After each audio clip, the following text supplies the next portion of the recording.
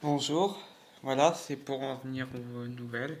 Je fais cette petite vidéo, elle sera très courte. Voilà, c'est pour vous dire que cette nuit encore, j'ai très mal dormi.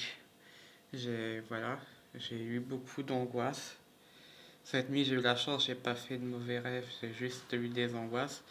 La dernière nuit, j'ai eu des cauchemars en plus des angoisses. Et tout ça, c'est dû aux institutions françaises, dû à tous les mauvais traitements que j'ai subis enfant.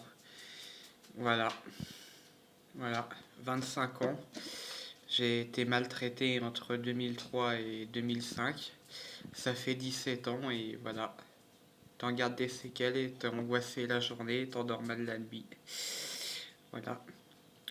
Faut savoir que dès la maternelle, déjà, c'était des sous-entendus. Fallait que j'aille dans un CMP, j'étais pas normal. Ah ben, Stan il fait de la peine, il fait pitié, c'est un malheureux.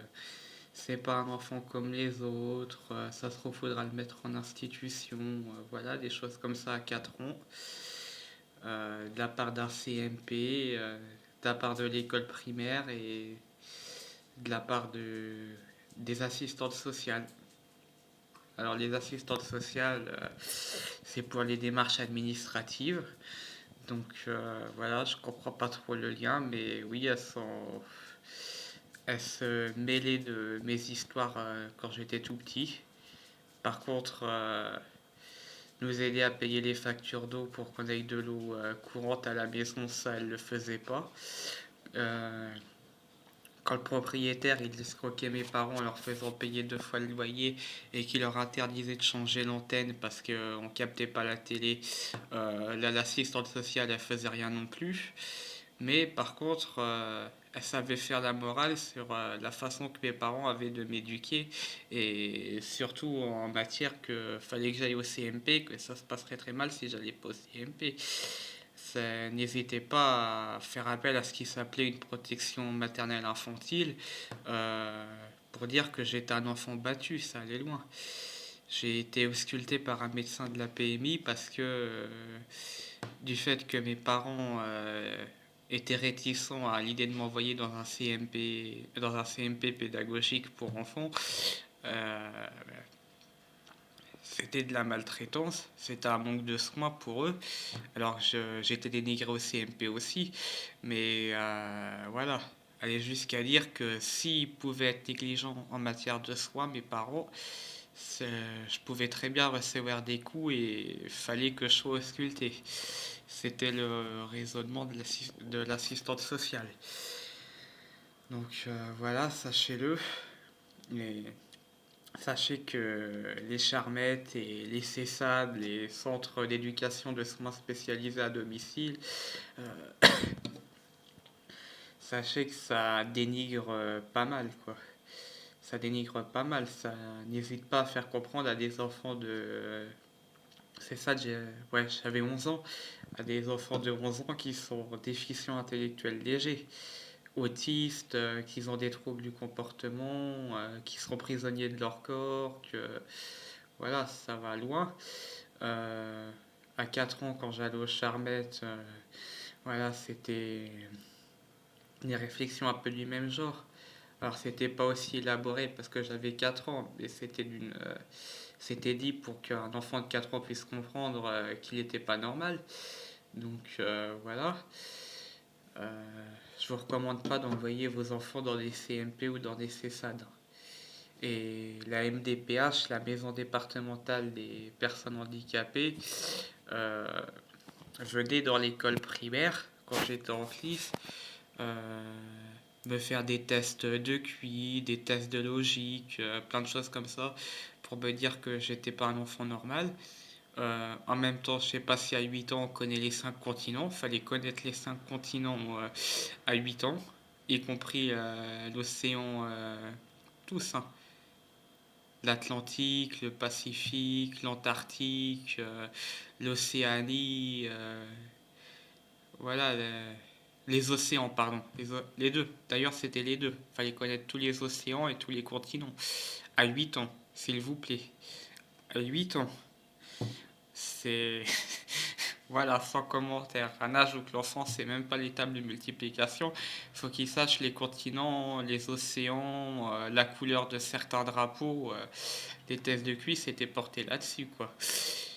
Donc, logique que t'as pas toutes les réponses. Et si t'as pas toutes les réponses, c'est que tu es déficient intellectuel et que tu dois rentrer dans une classe et que tu dois être catalogué, quoi. Et même en CLIS, ça continuait. Cette dame de la MDPH venait souvent me voir. Et elle était complice d'ailleurs de mon institutrice maltraitante en CLIS. Elle me faisait passer des tests avec elle pour dire que j'étais autiste, que j'avais des troubles du comportement, troubles intellectuels, troubles cognitifs, troubles de l'autonomie. Oui, ça fait beaucoup de troubles, hein, mais bon, problème d'autonomie, voilà, des choses comme ça, quoi. Donc, sachez ce qu'est une MDPH et ce qu'est les institutions dans la globalité. C'est fait pour mettre les gens dans des cases dans le but de les faire exclure, dans le but de les faire exclure de la société à l'âge adulte. Ce qui est mon cas depuis 2015, la maison départementale des personnes handicapées refuse que je travaille. Et la MDPH, en fait, pour info, ce n'est pas une institution en elle-même, c'est un regroupement d'institutions. C'est une, comment dire, c'est plein de petites institutions qui s'appellent la MDPH, mais c'est pas la MDPH n'est pas la MDPH seule en fait. Il faut savoir que c'est plein de groupes de personnes qui constituent la MDPH. Ce qui est pas très légal parce que ce qui permet à une assistante sociale par exemple de faire un rapport au MDPH, elles en ont le droit. Par contre, toi, tu as le droit à 10 minutes de te représenter 10 minutes pendant la commission CDAPH. Moi, personnellement, on ne me l'a jamais proposé ce droit. On ne me l'a jamais proposé. Et ce n'est pas un dossier simplifié. Ce n'est pas une démarche commission simplifiée pour que l'administration soit plus courte. Dans ce cas-là, tu renonces à te présenter à la commission, mais là, c'est bien la démarche classique. Et on m'a jamais proposé d'assister à la commission. Et on m'a jamais fait rencontrer le médecin ou un de ses représentants pour m'expliquer les refus d'orientation professionnelle. On me l'a jamais expliqué, on m'a jamais ni sur le courrier de notification, ni en entretien. On m'a pas envoyé de courrier pour m'expliquer les refus et on m'a pas proposé d'entretien avec la MDPH à la suite des commissions, sachez-le. Et ça n'a pas commencé à l'âge adulte, d'être catalogué par la MDPH, ça a commencé dès mon enfance. Et dès la maternelle, ça a continué en CE1 parce que j'apprenais pas en CE1 et ça a continué après quand ils m'ont placé en CLIS. Ça a même continué une fois qu'ils ont obtenu ce qu'ils voulaient de moi, de savoir me mettre en CLIS. Les persécutions ont encore continué une fois en CLIS, en classe d'intégration scolaire, ce qui s'appelle les ULIS de nos jours. Mais j'ai passé des tests en CE1 et sachez que j'en ai repassé une fois en CLIS et que même en CLIS, c'est là d'ailleurs que j'ai été suivi par le CESAD par la suite et par une sauvegarde, par une éducatrice de la sauvegarde, parce que j'allais pas. En fait, compte, me mettre en CLIS et envisager l'IME, c'était pas suffisant. Fallait me psychiatriser. Fallait entrer dans la psychiatrisation très jeune. Voilà. Il fallait que j'aille à un CESAD. Et sachez que le CESAD, c'était pas pour que je me sente bien dans ma peau et que j'aille mieux psychiquement, psychologiquement et moralement. C'était pour me détruire. Parce que jamais la psychologue, l'éducatrice et la psychomotricienne, bon, la psychomotricienne c'est pour le corps, mais jamais la psychologue et l'éducatrice du CESAD ne m'ont dit Stan, oui, Dominique, ton institutrice va trop loin. Jamais on m'a dit ton institutrice va trop loin. Au contraire, on me disait t'es autiste et déficient intellectuel léger, t'as entre 2 et 3 ans de retard sur le niveau scolaire que tu as, sachant que un retard scolaire n'est pas forcément une déficience cognitive. Tu peux avoir rattrapé du retard dans l'instruction, mais avoir un retard dans l'instruction n'est pas nécessairement un retard cognitif, mais pour une psychologue qui a fait des années d'études, elle ne sait pas faire la différence entre instruction et problème cognitif, et elle disait, voilà, tu as l'âge d'être en CM1, mais vu que tu as redoublé, donc tu devrais être en CM2, et tu as un niveau CE2. Donc, enfin, j'étais en CLIS, mais avec un niveau CE2, parce qu'en CLIS, il y a tous les niveaux. Et elle me disait, t'as 2 ans de retard. Tu devrais avoir un QI de CM2, mais t'as un QI de CE2. Donc, tu es déficient intellectuel. Tu es pas mal instruit, tu as pas des difficultés pour apprendre, voilà, non, tu es carrément déficient intellectuel. Et du fait que tu es déficient intellectuel, si ton institutrice te tire les cheveux et les oreilles, eh ben, c'est qu'elle explose. C'est qu'elle répète plusieurs fois la même chose et tu lui fais répéter plusieurs fois la même chose parce que tu ne comprends pas et il y a de quoi exploser. Et je la comprends. Elle me disait carrément, je la comprends. Voilà. Donc, sachez ce qu'est un CESAD et sachez ce qu'est une MDPH, hein, vraiment. Et à ne pas recommander pour vos enfants. Franchement, si vous êtes une personne adulte qui avait des enfants dans ce genre de situation, enlevez-les des CESAD. Enlevez-les. Payez un psychologue, hein, payez-le, c'est 40-50 euros. Tant pis, ça fait mal, mais il faut mieux ça qu'un CESAD, hein, je vous le dis franchement. Puis si vous n'avez pas les moyens d'emmener votre enfant chez un psychologue, ce qui peut se comprendre, parce que bon, c'est quand même un coût, faites-lui faire une activité physique. Instruisez-le à votre façon, faites-lui faire une activité physique, faites-lui faire du vélo, comme moi ça a été mon cas quand j'étais jeune, faites-le se dépenser. Alors c'est pas obligé d'être du VTT, hein, ouais, c'est mon exemple personnel, mais faites-lui je sais pas, faites de la marche intensive, faites-le courir, faites-lui faire du vélo et il se concentrera mieux à l'école. Pas besoin de risperdal ou de tertian ou de saloperies comme ça. Et retirez-le du CESAD, hein, vraiment. Retirez-le aussi du centre médico-psychologique, vraiment.